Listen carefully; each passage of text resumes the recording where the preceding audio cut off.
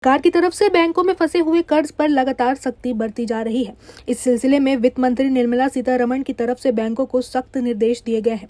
सूत्रों ने बताया कि वित्त मंत्री ने पब्लिक सेक्टर के बैंक प्रमुखों के साथ मीटिंग में बैड लोन को कम करने और विकास की गति को तेज करने के लिए कहा। उन्होंने कहा कि धोखाधड़ी और जानबूझकर लोन डिफॉल्ट करने वाले मामलों में तुरंत कार्रवाई करें।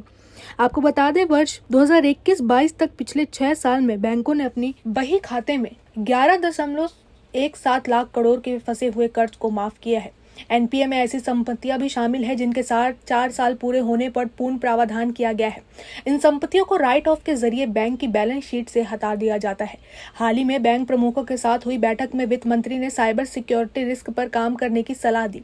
सूत्रों ने यह भी बताया कि बैंक प्रमुखों के साथ हुई बैठक में बैंकों के लिए स्ट्रॉन्ग इंटरनल ऑडिट करने पर जोर दिया गया। इस दौरान यह भी बताया गया कि एचडीएफसी लिमिटेड और एचडीएफसी बैंक के मर्जर के बाद सरकारी बैंकों को बढ़ते कंपटीशन के लिए तैयार रहना चाहिए। अब एचडीएफसी लिमिटेड के होम लोन ग्राहकों को रिटेल बैंकिंग के लिए एचडीएफसी बैंक की तरफ से टैप किया जाएगा। इसके अलावा बढ़ती ब्याज दर के कारण बैंकों के प्रॉफिट में आई गिरावट पर भी बात हुई। बैंकों को उचित जोखिम प्रबंधन और शुल्क आय बढ़ाने के उच्च उपज अग्रिम श्रेणियों पर ध्यान केंद्रित करने के लिए कहा गया।